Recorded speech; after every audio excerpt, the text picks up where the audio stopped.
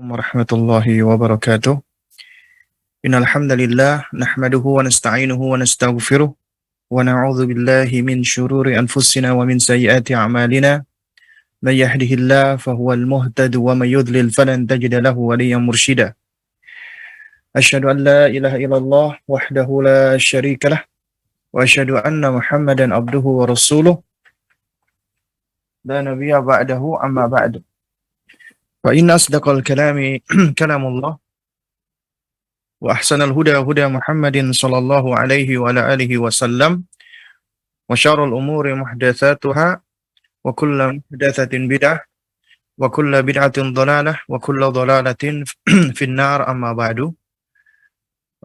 Para pemirsa Rosyad TV yang semoga senantiasa dijaga dan dipelihara oleh Allah Subhanahu wa taala, dan juga ikhwatal kiram, ya, para abah, para ummahat dan sahabat-sahabat yang online atau mengikuti kajian kita melalui Instagram, YouTube atau platform yang lainnya.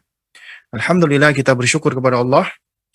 Di pagi ini kita diizinkan Allah kembali untuk membahas sebuah risalah atau kutayib yang merupakan mukhtasar atau ringkasan dari kitab yang berjudul Tarbiyatul Aulad ala Minhajin Nubuwah, buah karya dari Fadilatul Syekh Muhammad Said Ruslan Al-Misri, hafizahullahu ta'ala. Bagi yang belum punya bukunya bisa diunduh nanti di websitenya Rosyad TV, ya, atau di website anakteladan.id di kolom atau di tab e-books, ya, free e-books. Baik, di pagi ini kita akan melanjutkan, yaitu kita sudah masuk ke bab yang ke-8, ya. Kita sudah masuk di hak-hak anak, itu yang ke-8. Qala al-muallifu hafizahullah, penulis berkata, min huquqit tifli fil islami, di antara hak-hak anak di dalam Islam adalah al-adlu bainahu wa baina ikhwatihi, adalah berbuat adil, ya, antara dirinya si anak dengan saudara-saudaranya. Ya, jadi berbuat adil terhadap anak, ya, terhadap saudara-saudaranya. Qala al-muallifu hafizahullah, penulis berkata, innal islama huwa dinul adli wal ihsani. Sesungguhnya Islam itu adalah agama keadilan dan agama kebaikan, agama ihsan. Jadi kalau kita ingin melihat keadilan dan perbuatan baik, itu ada di dalam agama kita. Apa itu adil? Adil itu maknanya adalah ya, wad'u syai' fi maudhi'ihi atau fi mahallihi. Meletakkan sesuatu atau menempatkan sesuatu pada tempatnya, pada proporsinya, pada kedudukannya. Atau dengan kata lain, yang namanya adil itu adalah ya i'ta'u syai', yang memberikan sesuatu ya sesuai dengan hajatihi, sesuai dengan kebutuhannya, sesuai dengan keadaan atau kondisinya. Itulah yang dimaksud dengan adil. Nah, di antara lawan adil adalah zalim. Karenanya Allah mengharamkan kezaliman dan Allah memerintahkan untuk berbuat adil di dalam segala urusan, ya. Nah, jika kita perhatikan misalnya di dalam surat An-Nahl ayat 90, Allah Subhanahu wa taala memerintahkan kita untuk berbuat adil dan ihsan. Ya. Ihsan itu artinya berbuat kebaikan. Dan kebaikan yang paling baik, yang paling utama adalah ketika seseorang menempatkan dirinya ketika berbuat kebaikan, beramal soleh, itu seakan-akan melihat Allah atau Allah melihat dirinya. Sebagaimana ketika Nabi SAW ditanya tentang ihsan, ya, oleh Jibril alaihissalam, maka Nabi mengatakan, anta budallaha ka'annaka tarahu fa illam takun tarahu fa innahu yarak. Yaitu sesungguhnya engkau, ya, menyembah Allah Seakan-akan engkau melihat Allah. Kata para ulama di sini, seakan-akan melihat Allah. Jadi kata al-basira di sini adalah ainul qalbi, melihat dengan hati, bukan melihat dengan mata kepala kita. Kenapa? Karena Allah tidak bisa dilihat selama kita masih berada di dunia.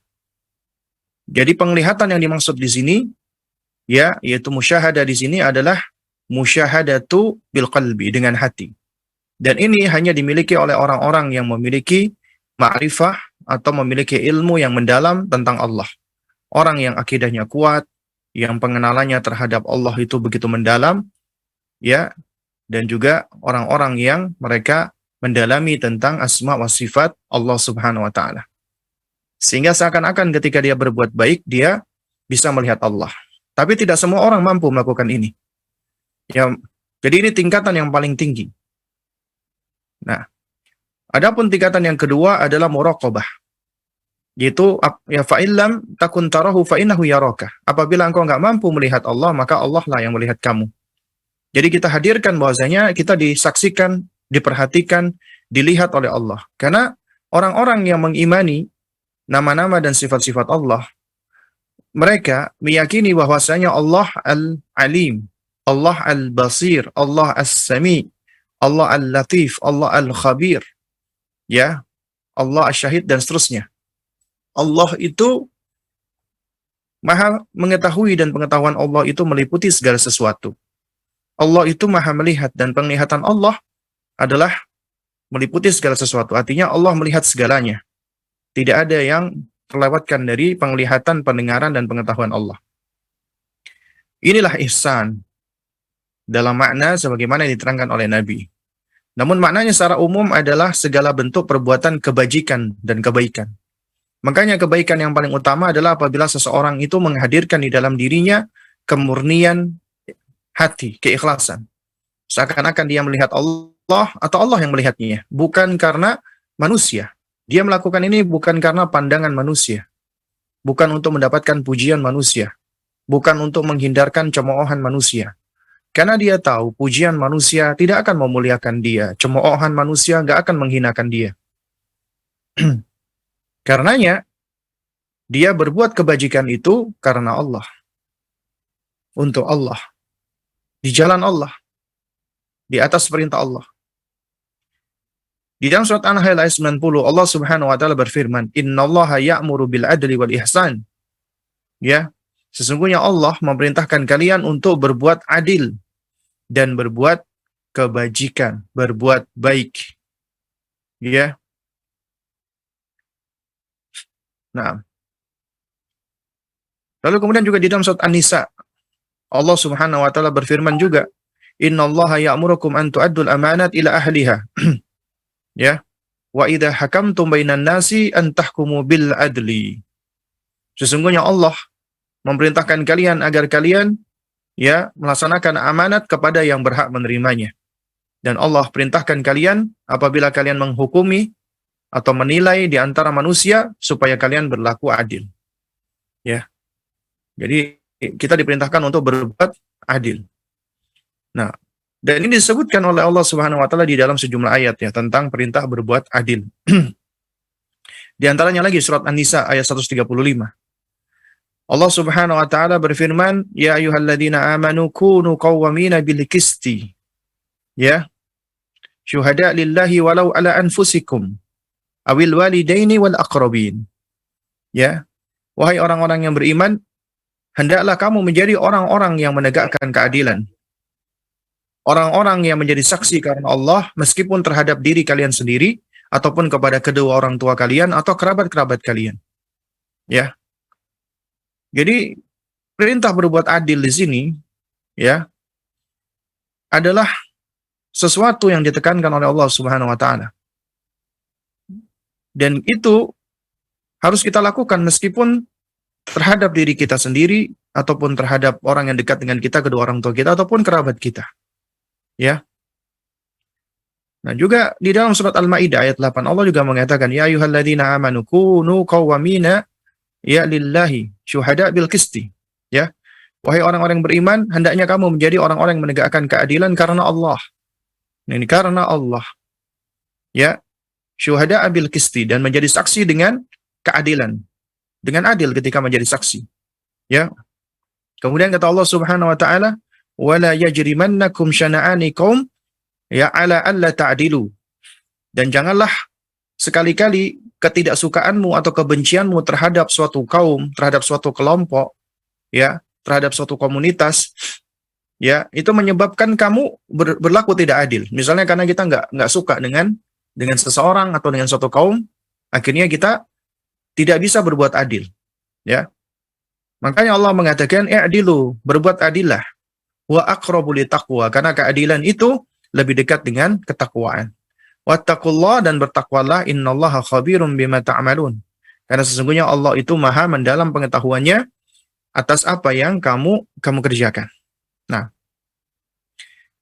jadi di dalam ayat-ayat yang kita bacakan tadi, ini menunjukkan perintah Allah untuk berbuat adil.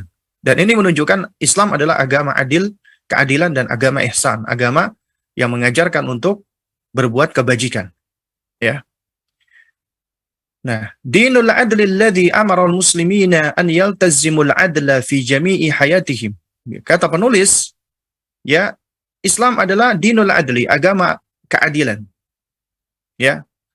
Alladhi amara al-muslimina, yang mana memerintahkan kaum muslimin, ya, an yaltazimul adla, untuk berpegang dengan keadilan, fi jami'i hayatihim, di dalam keseluruhan aspek kehidupannya. Ya, wa an yuhsinu ilan nas, dan juga untuk berbuat kebaikan kepada manusia. Itulah agama kita, agama Islam. Ya. Dan ini suatu hal yang menarik ya, ketika Syekh atau penulis ya Muhammad Said Ruslan hafizahullahu taala, beliau ketika mengatakan laqad ja'ala Allahu al-'alaqati bainan nasi mu'assasatan 'alal haqqi wal 'adli.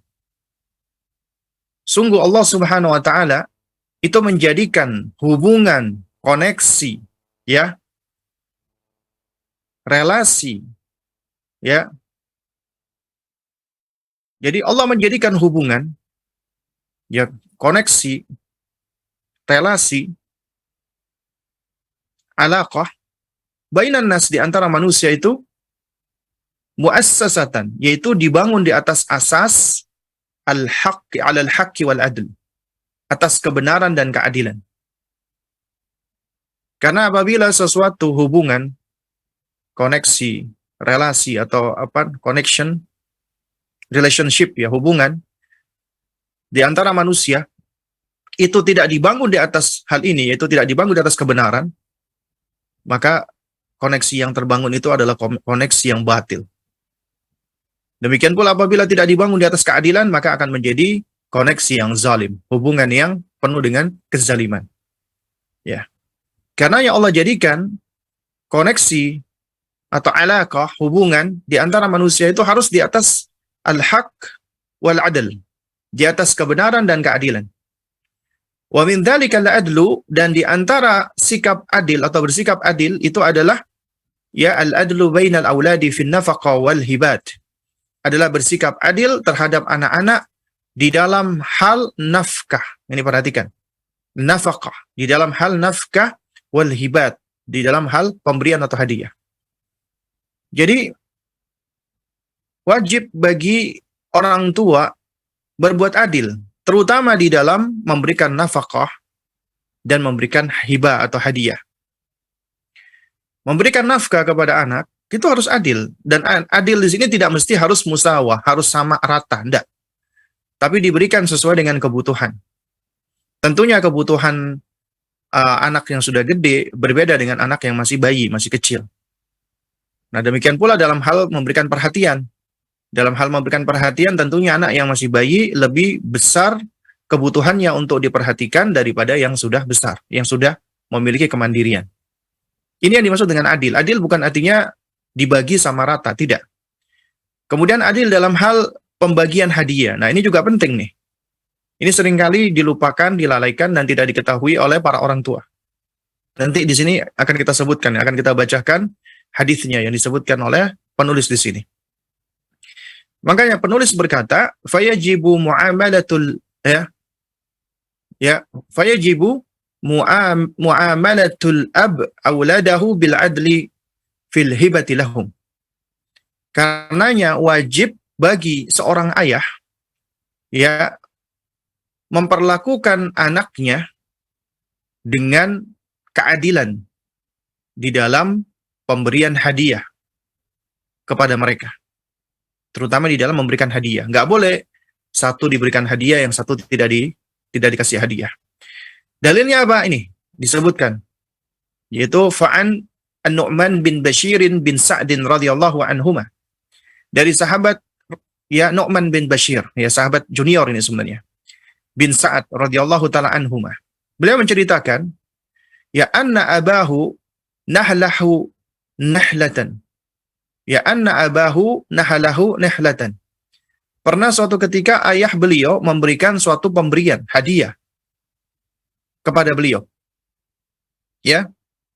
Dan di sini memang disebutkan di dalam riwayat yang lain yaitu diberikan pelayan atau budak.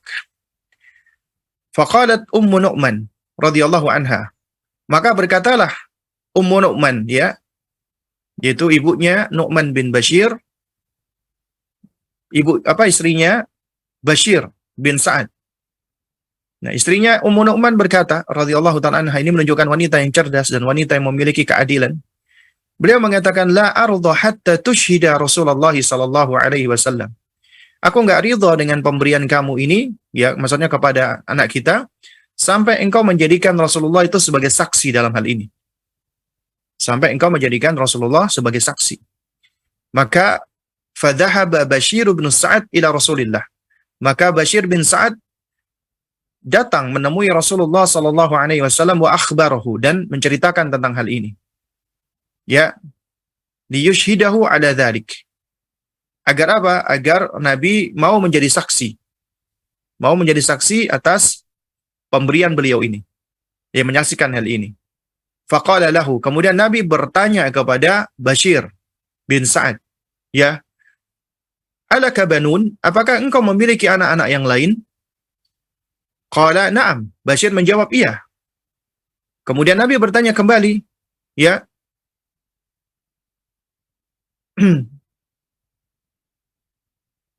ana hal tahum mithla hadha, ya, apakah kamu juga memberikan hadiah yang semisal kepada yang lainnya, kepada mereka, saudara-saudaranya Nu'man? Maka Bashir menjawab, la, tidak. Lantas apa kata Nabi SAW? Nabi mengatakan, la ashhad. Kalau begitu aku nggak mau menjadi saksi, aku nggak mau menyaksikannya. Ya, ashhid ala hadha ghairi. Carilah saksi selain diriku tentang hal ini. Jangan cari aku nggak mau. Fa inni la ashhadu ala jawr, ya. Ya, fa inni la ashhadu ala jawrin. Karena aku nggak mau menjadi saksi atas perbuatan ketidakadilan. Ya, atas perbuatan yang zalim. Kemudian baginda Nabi yang mulia alaihi wasallam melanjutkan sabdanya, ittaqullaha, bertakwalah engkau kepada Allah, ya, wa'dilu baina auladikum, dan berbuat adilah kepada anak-anakmu. Ya, wa'dilu baina auladikum, berbuat adil kepada anak-anakmu. Atuhibbu an yakunu laka fil barri sawa'an? Bukankah kamu juga senang jika memperoleh kebaikan yang serupa? Subhanallah, inilah caranya Nabi yang mulia alaihi wasallam di dalam mengajarkan keadilan, di dalam mengajarkan kebaikan. Ya, Nabi nggak mau ketika ada orang tua yang ingin menjadikan Nabi sebagai saksi atas pemberiannya kepada salah satu anaknya, sementara anak-anak yang lain tidak diberi. Nabi nggak mau. Ya, makanya Nabi mengatakan, la ashhadu, ashhid ala hadha ghairi. Aku nggak mau jadi saksi. Cari saksi, ya, selain aku, kata Nabi. Dan Nabi tegaskan, fa inni la ashhadu ala jawrin. Karena sesungguhnya aku nggak mau bersaksi di atas kecurangan, di atas kezaliman, di atas ketidakadilan. Nah, lalu kemudian Nabi adalah Nabi yang rahmah, yang penyayang, yang pengasih. Ya, yang beliau tidak menginginkan sahabat-sahabatnya berada di dalam keburukan. Makanya setelah beliau ingkari, beliau berikan nasihat. Apa nasihatnya? Ittaqullaha, bertakwalah engkau wahai Bashir kepada Allah, wa'dilu baina auladikum, dan berbuat adilah kepada anak-anak kalian. Kemudian diajarkan tentang bersikap empati. Ditumbuhkan empatinya, diajak untuk berpikir, untuk merasakan atuhibbu an yakunu laka fil birri sawaan.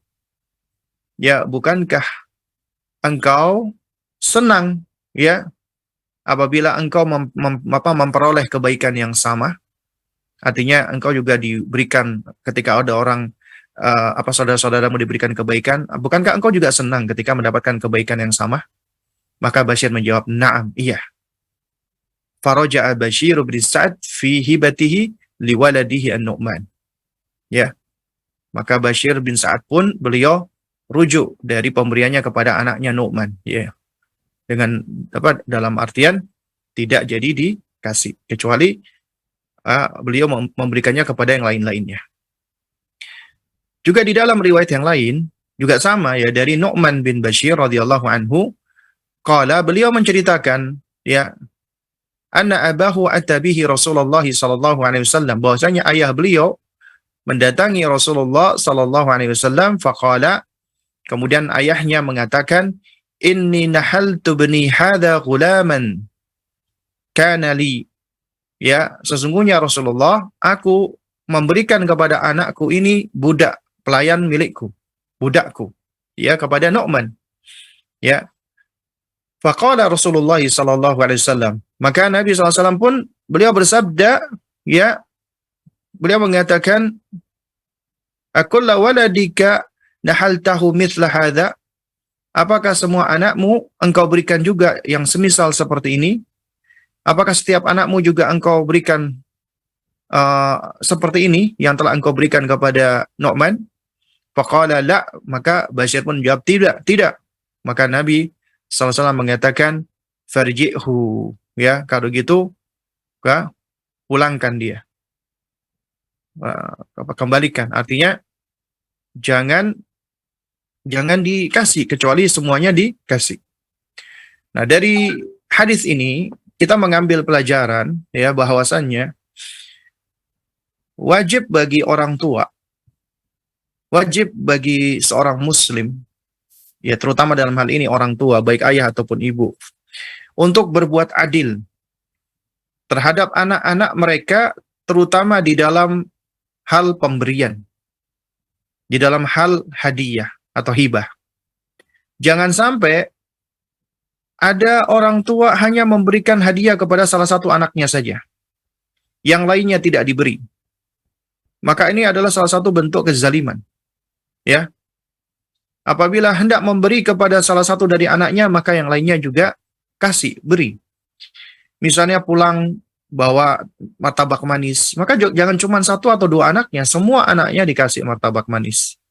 Jika yang satu dibelikan kaos, baju, yang lainnya juga sama, belikan baju, meskipun ukuran mereka berbeda-beda, ya. Wajib berbuat adil, ya. Nah, kemudian juga faedah yang berikutnya, di antara hikmah, Nabi Shallallahu Alaihi Wasallam memerintahkan orang tua untuk berbuat adil, terutama atau contohnya di dalam hibah atau pemberian, karena di sini mengandung faedah yang luar biasa, mengandung wiqayah, tindakan preventif dari munculnya hal-hal yang jelek. Apa itu? Kebencian, kecemburuan, dan yang semisalnya di antara anak. Karena apabila seseorang atau orang tua berbuat adil kepada anaknya, ya, berbuat tidak adil kepada anaknya, maka itu akan melahirkan kebencian, melahirkan kecemburuan, melahirkan ketidaksukaan, ya, di antara anak-anak. Mereka akan iri, dengki dengan saudaranya, dan mereka juga akan menjadi benci dengan orang tuanya yang berbuat tidak adil. Dan ini tentunya akan berdampak negatif di dalam perkembangan mereka. Nah, lalu kemudian juga yang nggak kalah penting lagi adalah, ya, mendidik anak-anak dengan konsep keadilan seperti ini berarti kita membangun pondasi mereka agar mereka mengenal konsep keadilan dan mereka juga bisa berbuat adil. Dan ini bagian dari sesuatu yang dari pendidikan yang kita konkretkan ya. Jadi sesuatu yang mungkin ketika kita bicara adil itu suatu hal yang masih abstrak ya, tapi ketika kita wujudkan dalam bentuk perbuatan, dalam bentuk perlakuan, maka itu akan menjadi konkret dan itu lebih bisa dipahami ya. Nah, kemudian kalau ada yang bertanya, Ustadz, apakah pemberian itu harus sama antara setiap anak? Maka di sini ada perincian sebenarnya, ya. Perincian pertama, apabila satu anak diberi sesuatu hadiah, maka yang lainnya juga harus diberikan dengan jenis yang sama. Jenis yang sama. Misalnya diberi kaos, satu dikasih kaos, yang lainnya dikasih kaos juga. Apabila satu dikasih sepeda, yang satunya juga dikasih sepeda. Jenisnya sama meskipun mungkin dari sisi ukurannya, bentuknya dan lain sebagainya mungkin bisa berbeda. Ya.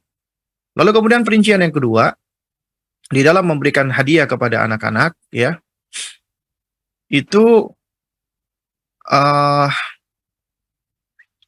sebagian ulama, ya, nah terutama ini pendapat dari madhabnya Imam Ahmad, dari pengikut madhabnya Imam Ahmad bin Hambal, Hanabilah, dan ini yang dipegang oleh Al-Alamah Ibnu Baz rahimahullahu ta'ala, bahwasanya memberikan hadiah itu disesuaikan dengan hukum waris. Artinya anak laki-laki 2 bagian dari anak perempuan. Ya, ini pendapat sebagian dari Hanabilah. Ya, jadi dikiaskan dengan hukum waris. Apabila dalam hal waris yang merupakan wajib saja itu diterangkan bagi laki-laki 2 kali dari wanita, maka menurut mereka ya tentunya di luar dari hukum waris yang sifatnya tidak sampai wajib, maka hendaknya juga demikian. Nah, namun pendapat ini adalah pendapat yang juga dikritisi oleh para ulama yang lain. Bahkan pendapat jumhur ulama, dan ini yang dikuatkan oleh Syekh Utsaimin dan juga ulama-ulama yang lainnya, ya tetap harus sama, nggak ada bedanya laki-laki dan wanita.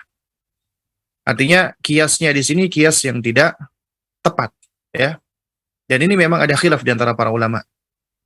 Jadi kalau misalnya anak perempuan dapat hadiah, ya laki-laki juga dapat hadiah. Ya tentunya harus sesuai ya. Misalnya anak perempuan itu pakaiannya sesuai dengan gendernya, laki-laki juga sama. Intinya apabila yang satu diberi hadiah, yang lainnya juga sama, diberikan hadiah pula. Harus dikasih hadiah juga, ya. Lalu kemudian bagaimana jika hadiahnya itu berbeda-beda jenisnya, bervariasi? Nah, di sini juga para ulama menerangkan ya, apabila ya anak-anak itu semuanya tahu dan ridho dengannya, maka tidak masalah. Misalnya, orang tua pulang dari luar kota bawa hadiah dan hadiahnya beda-beda. Ya. Hadiahnya berbeda-beda. Nah, dan perbedaan tersebut ya mungkin sesuai dengan jenis kelaminnya, sesuai dengan usianya, sesuai dengan kebutuhannya ya. Itu boleh. Misalnya contoh, dia kasih buat anak perempuannya yang udah SMA dikasih buku notes ya atau jurnal. Kemudian anak laki-lakinya yang SMP itu dibawakan misalnya kaos olahraga. Sementara anaknya yang kecil itu diberikan mobil-mobilan. Yang penting semua dapat hadiah. Jadi nggak mesti harus dengan jenis yang sama. Asalkan itu ya disesuaikan ya. Dengan asas keadilan, karena keadilan itu nggak harus bermakna sama, musawah. Tapi di antara makna keadilan ya itu adalah apa? Adalah i'ta'u ya kulli insanin ala hajatihi. Jadi memberikan kepada manusia sesuai dengan kebutuhannya, sesuai dengan keadaannya atau kondisinya. Jadi al-adlu la yakni al-musawah. Keadilan itu tidak selalu bermakna sama rata. Sama ataupun juga jenisnya sama. Ya. Asalkan semuanya dapat hadiah dan juga secara urf ya. Secara urf itu adalah suatu hal yang bisa diterima, maka itu sudah cukup ya. Maka yang demikian ini sudah memadai. Ya. Nah, lalu jika berkaitan dengan nafkah misalnya, atau misalnya dalam hal pemberian uang saku, juga sama. Ini dikembalikan kepada kebutuhan dan juga dikembalikan kepada urf yang berlaku. Karena yang namanya urf ya, itu al-adah muhakkamah. Misal contoh ya, kita punya anak yang sudah kuliah atau sudah SMA. Tentunya ketika kita misalnya memberikan uang saku, uang transportasi, beda sama anak kita yang masih TK. Bahkan kalau disamakan, itu malah tidak adil. Malah tidak adil. Ya. Juga misalnya ketika memberikan baju misalnya, kita contoh lagi baju. Ya, sama jenis bajunya, tapi tentunya ukurannya beda-beda sesuai dengan usia anak. Sesuai dengan besar tubuh anak. Sesuai dengan gender atau jenis kelamin anak. Ya. Nah, atau juga boleh kita memberikan satu hadiah untuk semuanya. Ya, satu hadiah misalnya boleh digunakan untuk semuanya. Misal contoh, kita membawa pulang sepeda, karena kita belum mampu untuk masing-masing kita kasih sepeda misalnya. Maka boleh kita bawa satu sepeda dengan menyampaikan bahwasanya ini sepeda untuk kalian semua. Misalnya anaknya 3 laki-laki semua. Silakan dipakai gantian ya, gitu. Ya, jadi alih-alih cuma dikasih ke satu orang, yang lainnya nanti minjem, ya. Ini suatu hal yang tentunya tidak adil, ya. Ini tidak adil. Nah, cuman ada hal-hal atau kondisi-kondisi yang mungkin mengharuskan orang tua itu memberikan kepada salah satu sementara yang lainnya tidak. Contoh misalnya, ya ada orang tua punya 2 anak. Yang satu SMP, yang satu SD. Yang SMP sekolahnya lebih jauh. Yang SD sekolahnya lebih dekat dan seringkali diantar. Sehingga yang SMP ini lebih butuh dengan sepeda, alat transportasi. Ya, akhirnya kita memberikan hadiah kepada si kakak, ya, sesuai dengan kebutuhannya, sesuai dengan kondisinya. Sementara si adik, dia masih bisa diantar sekolah. Nah, maka ini tidak keluar dari konteks keadilan. Ya. Karena apa? Karena kita memberikan sesuai dengan keadaan atau sesuai dengan kebutuhan. Ya, sesuai dengan kondisi. Ya. Nah, meskipun yang lebih baik adalah tetap si adik nanti itu dia diberikan atau diberi sepeda, misalnya ketika dia butuh ketika SMP. Ya, dan kalau seandainya dia ridho, maka boleh dia menggunakan sepeda bekas kakaknya. Demikian pula dengan sepatu misalnya. Ya. Jadi misalnya ada orang tua memberikan hadiah sepatu basket, punya 2 anak lagi misalnya contoh. Tapi yang adiknya ini dia jarang dipakai sepatunya, sehingga sepatunya setelah setahun masih muat dan masih bagus. Sementara abangnya atlet basket. Jadi nggak sampai 1 tahun tuh sepatunya sudah jebol-jebol, sudah rusak. Maka boleh orang tua dia menggantikan sepatu yang rusak tadi, hanya dibelikan kepada abangnya, karena sesuai dengan kebutuhan, sesuai dengan kondisi tadi. Ya, karena sepatunya dia sudah rusak, sementara sepatu adiknya masih bagus. Ya, meskipun yang lebih baik kita tetap sounding kepada adik. Ya. Nah, jadi kalau sang adik ridho tidak masalah, maka itu tentunya suatu hal yang lebih baik lagi. Ya. Karena dia punya sepatunya masih bagus dan karena kalau misalnya setiap kali kita beli kita harus kasih semuanya, maka tentunya nanti dikhawatirkan akan terjadi tabzir. Ya, sang kakak itu memang menggunakan sepatunya, sang adik cuman koleksi sepatu jadinya. Jadi sepatunya hanya dikoleksi dan tidaklah begitu bermanfaat sebagaimana manfaat yang dilakukan oleh sang kakak tadi. Ya, ini poin-poin yang harus kita perhatikan. Artinya ini tidak mutlak demikian. Ada rincian-rincian yang dikembalikan kepada kondisi, kebutuhan, keadaan, urf, ya, atau kebiasaan dan yang semisalnya. Namun ya wa ala kulli hal, intinya wajib untuk berbuat adil. Orang tua wajib untuk berbuat adil kepada anak-anaknya. Karena agama kita agama keadilan. Dan adil itu, ketika kita bicara tentang keadilan, maka adil yang paling utama adalah adil kepada Allah, Sang Pencipta. Berbuat adil kepada Allah. Bagaimana caranya? Sebagaimana tadi maknanya wad'u syai' fi mahallihi, meletakkan sesuatu pada tempatnya, berarti adil kepada Allah artinya kita menjadikan Allah sebagai satu-satunya sesembahan kita. Tidak boleh menyekutukan Allah dengan sesuatu apapun. Beribadah hanya kepadanya, mengikhlaskan amal ibadah, amal soleh hanya kepadanya. Itu adil kepada Allah. Ya. Sementara siapa yang memalingkan ibadahnya kepada selain Allah, maka itu zalim, kezaliman yang paling besar. Sebagaimana ucapan Luqman alaihissalam ketika menasihati putranya, la tusyrik billah inna syirka la zulmun azim. Karena sesungguhnya kesyirikan itu adalah kezaliman yang paling besar, yang paling dahsyat. Lalu kemudian setelah itu adalah adil terhadap diri sendiri. Ya, adil terhadap diri sendiri. Karena Allah Subhanahu wa taala tadi ya, sebagaimana di ayat yang sudah kita baca, ya. Allah Subhanahu wa taala menyinggung tentang apa? Tentang walau ala anfusikum, meskipun terhadap diri kalian, ya. Nah, syuhada lillah walau ala anfusikum. Itu hendaknya kalian tetap berbuat adil, menjadi saksi karena Allah meskipun terhadap diri kalian. Artinya juga kita harus berbuat adil terhadap diri kita sendiri. Bagaimana cara berbuat adil terhadap diri kita sendiri? Ya sebagaimana tadi maknanya, yaitu menempatkan sesuatu pada tempatnya, berarti kita harus mengetahui, ya pertama, kita ini adalah hamba, makhluk.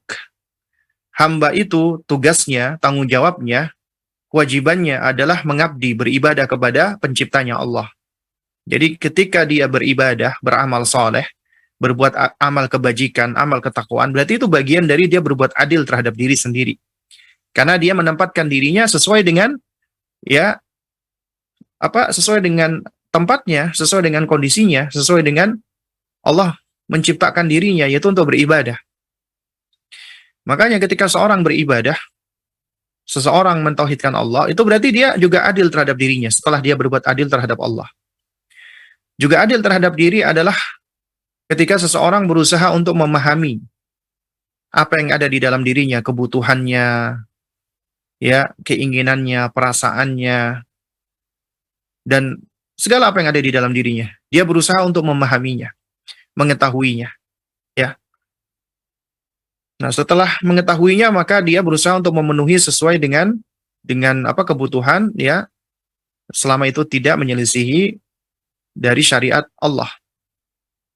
Maka itu juga termasuk adil.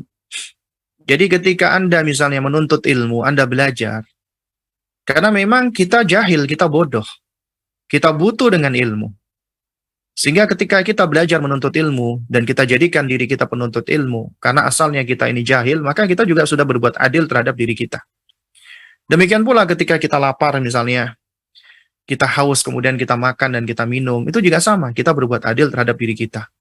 Namun kalau misalnya kita lapar, sementara memang ada makanan dan kita bisa makan, tapi kita tidak mau memakannya, ya itu berarti kita berbuat tidak adil terhadap diri kita.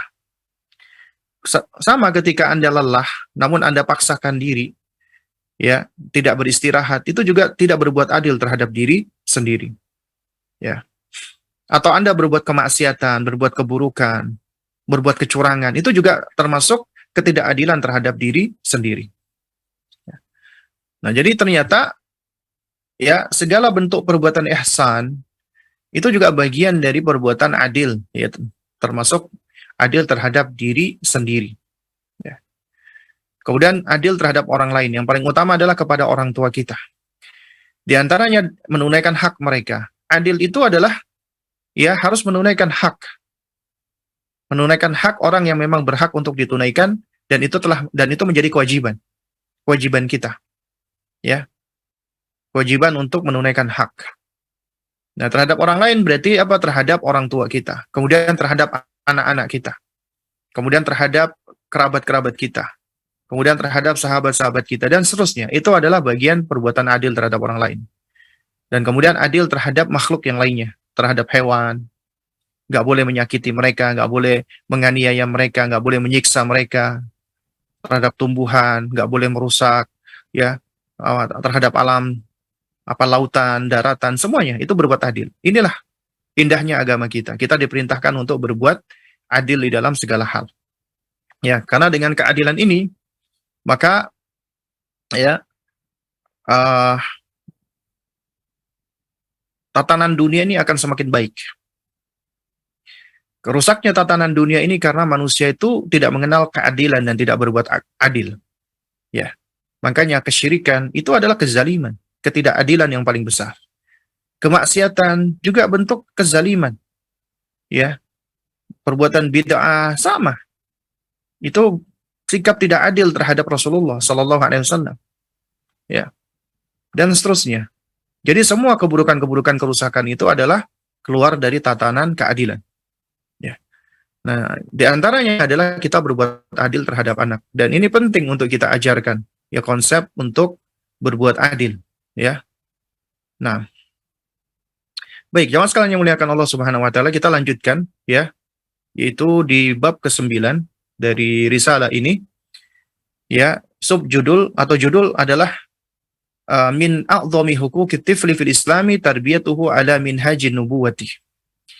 Ya, di antara hak yang paling besar ya di dalam Islam, hak anak terbesar di dalam Islam adalah wajib untuk mentarbiyah, mendidik mereka di atas manhaj kenabian, metode cara-cara kenabian di dalam mendidik mereka. Nah, ini adalah poin yang ke-9 dan nanti kita akan bahas lagi ya lebih detailnya di pertemuan berikutnya.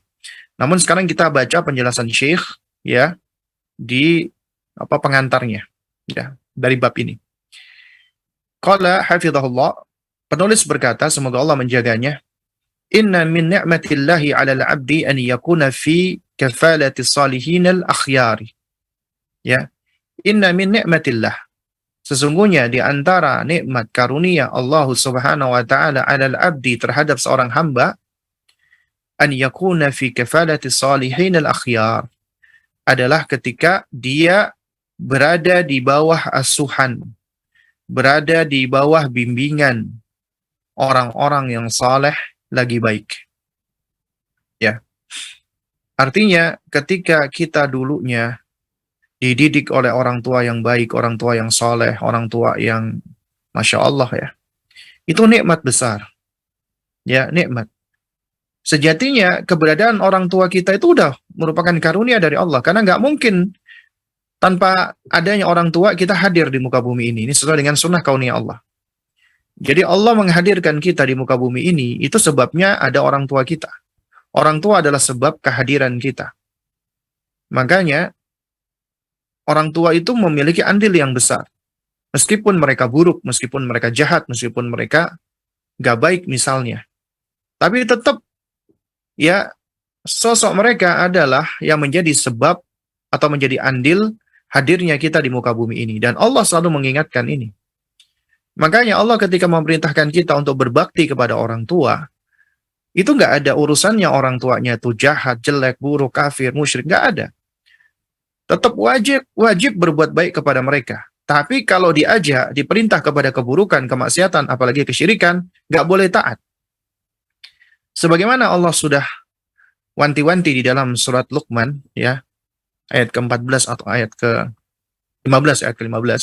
Wa in jahadaka ala an tusyrika bima laisa laka bihi ilmun fala tuti'huma. Apabila kedua orang tuamu itu memaksa kamu, menekan kamu agar kamu menyekutukan aku dengan sesuatu yang kamu tidak memiliki pengetahuan tentangnya, apa kata Allah? Fala tuti'huma, janganlah kamu menaati keduanya. Allah cuma mengatakan jangan taati keduanya ketika disuruh kepada ya keburukan-keburukan. Karena la ta'ata li makhluqin fi ma'siyatil khaliq. Tidak ada ketaatan terhadap makhluk di dalam memaksiati sang khaliq, sang pencipta. Enggak boleh, karena ketaatan yang mutlak adalah kepada Allah. Ketaatan kepada selain Allah adalah ketaatan muqayyad. Ya, apabila itu selaras dengan apa? Dengan ketaatan kepada Allah, maka kita wajib menaati. Jadi fala tuti'huma, jangan taati keduanya. Tapi kata Allah, wa sahibhuma fid dunya ma'rufa, tapi pergaulilah mereka berdua di dunia ini dengan cara yang baik. Allahu Akbar. Itulah baiknya agama kita. Ya. Jadi orang tua sebetapapun kondisinya itu tetap merupakan bagian dari sebab kita diciptakan. Kita dihadirkan di muka bumi ini. Allah memberikan kita nikmat yang besar, yaitu nikmatul ijad atau nikmatul hayah, nikmat keberadaan, nikmat eksistensi, nikmat kehidupan. Tadinya kita nggak ada, kemudian kita menjadi ada. Tadinya kita belum berupa sesuatu apapun, kemudian kita menjadi manusia yang Allah ciptakan fi ahsani taqwim. Nah, oleh karena itu orang-orang yang mau bertafakur, ya mau untuk mengamati ya alam semesta termasuk dirinya, ciptaan Allah, maka dia akan takjub. Dan dia akan semakin mengenal Allah dan mencintai Allah. Nah, kenikmatan tersebut lebih besar lagi. Karunia dari Allah itu akan lebih besar lagi ketika seseorang itu ternyata dia diasuh oleh orang-orang yang soleh lagi baik. Nah, tapi memang sesuai dengan keadilan Allah. Allah menguji hamba-hambanya itu berbeda-beda. Ada orang-orang soleh, kemudian Allah karuniakan, Allah titipkan kepadanya anak-anak yang insya Allah juga menjadi anak yang soleh. Kemudian ada juga orang tua yang tidak soleh, yang taleh, yang buruk. Tapi ternyata Allah berikan hidayah kepada si anak, meskipun dia dibesarkan oleh orang tua yang buruk, tapi anaknya menjadi anak yang baik. Nggak lepas dari hidayah taufik Allah. Sementara di sisi lain ada pula orang tua yang soleh, orang tua yang baik. Tapi ternyata anaknya anak yang tidak baik, anak yang taleh, tidak saleh. Ada contohnya itu Allah sebutkan di dalam Al-Quran. Orang tua soleh, anak soleh, kita bisa lihat dari potretnya siapa? Nabi Ibrahim alaihissalam dan kedua putra beliau, Ismail dan Ishak alaihimassalam. Ya. Kemudian ada orang tua yang baik, tapi anaknya nggak baik. Nabi Nuh alaihissalam. Ya, Nabi Nuh alaihissalam. Orang tua yang luar biasa baiknya, saleh, hamba Allah yang penyabar, yang saleh. Tapi Allah uji beliau dengan diantaranya anak-anak yang tidak baik, yang kufur kepadanya. Kemudian juga ada anak yang baik dari orang tua yang nggak baik. Orang tuanya kafir, musyrik, tapi ternyata alhamdulillah anaknya adalah termasuk hamba yang istimewa. Bahkan termasuk Khalilullah, kekasih Allah, Ibrahim alaihissalam. Bapaknya adalah seorang musyrik, Azar. Ya. Dedengkot kesyirikan. Nah, jadi ini semua berjalan sesuai dengan apa? Sesuai dengan apa? Ketentuan Allah. Allah yang berhak menentukan hal ini. Ya. Karena itu apabila kita hidup di tengah-tengah orang tua yang jelek atau buruk, ujian dari Allah. Dan bersyukur ketika Allah berikan kita taufik, kita sadar. Ya, ternyata orang tuaku nggak baik sama aku. Tapi ketika Allah izinkan kita belajar ngaji, kita tahu ternyata tetap kita wajib berbuat baik kepada mereka. Meskipun berat. Karena kita dihadapkan lebih mendahulukan mana? Perintah Allah untuk tetap berbuat baik, berbakti kepada mereka, ataukah lebih mendahulukan kemarahan kita, kesalnya kita, dendamnya kita, emosi kita. Mana yang lebih kita dahulukan? Muslim harus submit, tunduk patuh, dan memasrahkan semuanya kepada Allah, kepada perintah Allah. Ya, perintah Allah pasti mengandung kebaikan. Nah, juga demikian apabila kita hidup di tengah-tengah orang tua yang Masya Allah, yang saleh, maka ini nikmat yang lebih besar lagi. Makanya di sini penulis, yaitu Syekh Muhammad Said Ruslan, hafizahullah, menerangkan, Inna min ni'matillahi 'alal 'abdi an yakuna fi kafalati salihin al-akhyar. Sesungguhnya di antara nikmat Allah, karunia Allah bagi hamba ketika dia berada di bawah asuhan orang-orang yang saleh lagi baik. Diasuh oleh orang-orang saleh, orang-orang yang baik. Nikmat yang besar. Kenapa? Fa innal murabbiya wal kafila lahu ya fa innal murabbiya wal kafila lahu al-atharu al-a'zamu fi hayatil maghfuri wa akhlaqihi wa adabihi. Karena sesungguhnya al-murabbi, seorang pendidik, wal kafil, dan pengasuh, lahul atharul a'zam. Ya, dia memiliki pengaruh yang sangat besar. ya, fi hayatil makfuli, di dalam kehidupan anak asuh tadi, anak yang diasuh tadi, kehidupan anak tadi. Wa akhlaqihi, dan juga pengaruh terhadap akhlaknya, wa adabihi, dan pengaruh terhadap adabnya. Karena itulah akhlak, adab, karakter itu terbentuk dari pengasuhan, dari pola asuh yang dicontohkan, yang diserap oleh anak-anak tadi dari murabbi atau kafilnya, dari orang tuanya, dari pendidiknya atau pengasuhnya. Makanya pengaruhnya sangat besar sekali. Ya. Walihada amarallahul murabbina bitarbiyatil tayyibati. Karena itulah Allah Subhanahu wa taala memerintahkan al-murabbiyin, para pendidik, bitarbiyatit tayyibati, untuk mendidik dengan cara yang baik. Pendidikan yang tayyibah, al-mushtamalati 'alal hathi 'alal akhlaqil jamilati, yang mengandung ya dorongan, ajakan kepada akhlak yang indah, wa tarhibi min masawi'il akhlaqi, dan mengandung ancaman, larangan dari keburukan akhlak atau dari akhlak yang buruk, perangai yang buruk. Nah, jadi di sini menunjukkan betapa peran orang tua, pendidik, pengasuh itu sangat besar terhadap anak. Dan ini suatu hal yang sudah diterangkan oleh baginda Nabi yang mulia alaihissalam di dalam hadis fitrah misalnya. Ketika Nabi mengatakan ma min mauludin illa yuladu 'alal fitrati, atau di dalam riwayat yang lain dikatakan kullu mauludin yuladu 'alal fitrati. Tidaklah anak yang dilahirkan di muka bumi ini, atau setiap anak yang dilahirkan, semuanya berada di atas fitrah. Fitrah itu Islam. Imam Nawawi mengatakan, ya anna kulla mauludin mutahayyan lil Islam.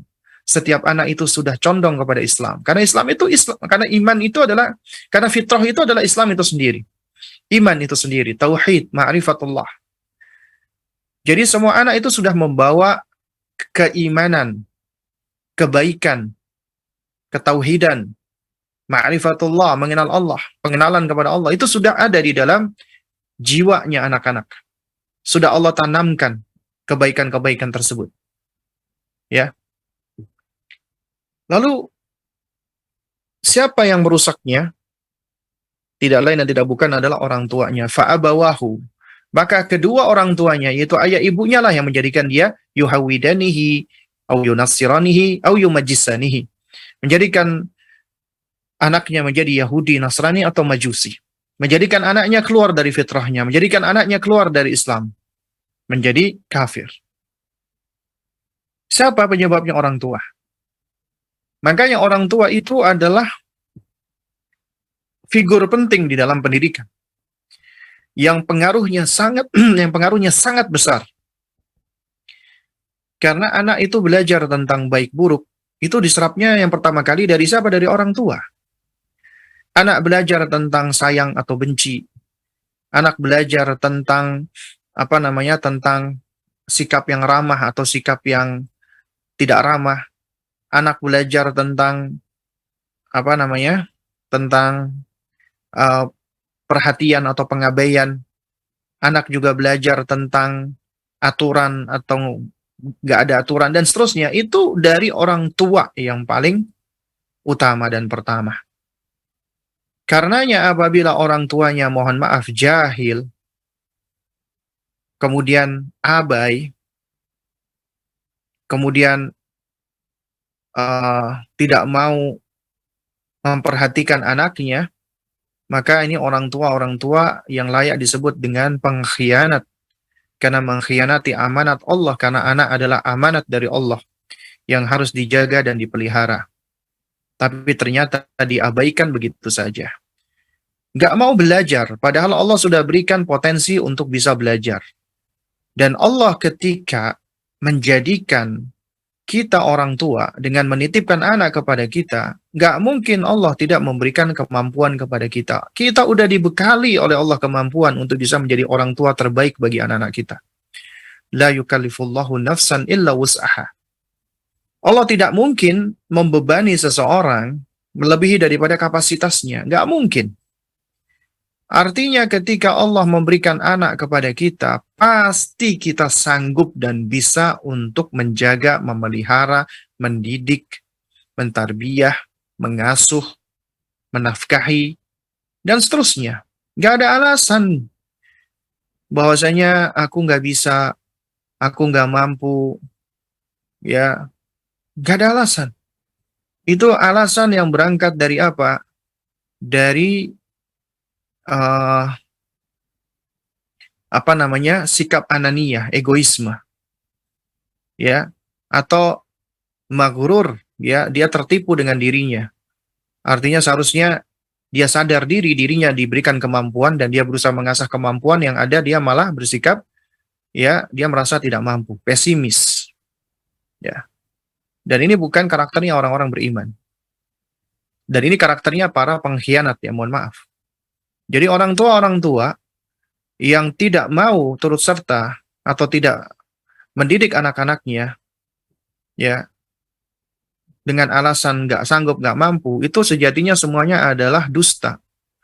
Karena Allah nggak mungkin memberikan anak, menitipkan anak kepada kita tanpa Allah berikan kemampuan itu kepada kita. Yang ada adalah kita yang nggak mau, enggan, malas untuk apa? Untuk uh, melaksanakan amanat tadi. Untuk mengenali potensi-potensi yang ada di dalam diri kita dan kemudian kita gali dan kita lejitkan. Artinya setiap orang, siapapun Allah berikan anak, pasti sanggup untuk mendidik anaknya. Makanya seringkali saya katakan, permasalahannya bukan mau atau tidak mau. Permasalahannya bukan mampu atau tidak mampu. Bisa atau tidak bisa. Karena pasti mampu dan bisa. Jadi yang jadi masalah adalah mau atau tidak mau. Bersedia atau tidak bersedia. Itu yang menjadi masalah. Ya. Nah, karena itu makanya setiap orang tua harus sadar diri ini. Bahwasanya Allah begitu baiknya sudah memberikan kemampuan kepada kita. Anak kita itu adalah investasi yang luar biasa. Titipan Allah ini apabila kita jaga, itu segala bentuk kebaikannya akan kembali kepada kita di dunia dan di akhirat. Ya, akan kembali semua kebaikan-kebaikannya itu kepada diri kita, insya Allah. Asalkan kita benar-benar berupaya untuk menempuh. Pertama, kita harus hadirkan di dalam diri kita, semua ini kita lakukan karena Allah. Anak itu titipan Allah. Kita melaksanakan amanat karena Allah, lillahi ta'ala, fillahi, di jalan Allah, billahi, dengan selalu meminta pertolongan Allah. Niscaya Allah akan berikan kemudahan-kemudahan. Allah akan tolong kita. Dan Allah akan jadikan anak kita anak yang saleh, insya Allah. Yang kedua, harus berpijak di atas landasan ilmiah, ilmu. Meniru Rasulullah, meniru orang-orang saleh, ya, orang-orang yang mengikuti dan mencintai Rasulullah SAW. Makanya mendidik anak di sini, kata Syekh, harus di atas minhajun nubuwah, di atas manhaj kenabian, di atas tuntunan-tuntunan para nabi, tuntunan Rasulullah, tuntunan Al-Quran dan Sunnah, tuntunan atau contoh-contoh dari para sahabat Nabi Ridwanullah alaihim ajmain, dan dari orang-orang saleh, para tabi'in, tabi'ut tabi'in, dan para a'immah. Yang mana itu semua sebenarnya, ya, sudah lengkap, sudah ada. Tinggal bagaimana kita berupaya untuk mencari tahu dan menggalinya, mempelajarinya, dan mengamalkannya. Baik, mudah-mudahan yang sedikit ini bisa memberikan manfaatnya, ya, karena sudah pukul 10. Insya Allah nanti kita akan lanjutkan, yaitu kita masih berbicara tentang mendidik anak di atas minhajun nubuwah, karena di sini akan ada beberapa subbab, ya, yaitu kita akan belajar tentang bagaimana asas atau pondasi pendidikan dari Rasulullah dan para sahabat Nabi Ridwanullah alaihi majma'in terhadap anak-anak mereka. Sehingga apabila kita pelajari pondasi ini, maka kita insya Allah akan membangun pondasi yang kuat. Ya, kita akan membangun fundamen yang mendasar. Ya, dan tentunya di dalam mencontoh dan meneladani, ya, metodenya Rasulullah, para sahabat, dan orang-orang soleh, ini adalah jalan keselamatan di dunia dan di akhirat. Jalan kesuksesan dan keberhasilan di dunia dan di akhirat. Ya. Karenanya kita wajib dan terus berupaya untuk berpegang dengan metode-metode yang sudah ada ini. Baik, mungkin ini yang dapat saya sampaikan. Kurang lebihnya saya mohon maaf ya apabila ada hal-hal yang kurang berkenan. Nanti insya Allah kita lanjutkan di pertemuan berikutnya. Dan juga nanti sesi tanya jawab juga akan kita buka di sesi pekan depan insya Allah ta'ala. Maka dengan demikian kita cukupkan. Ya, wa akhiru da'wana alhamdulillahi rabbil alamin. Subhanakallahumma wa bihamdik. Asyhadu an la ilaha illa anta astaghfiruka wa atubu ilaik. Wassalamualaikum warahmatullahi wabarakatuh.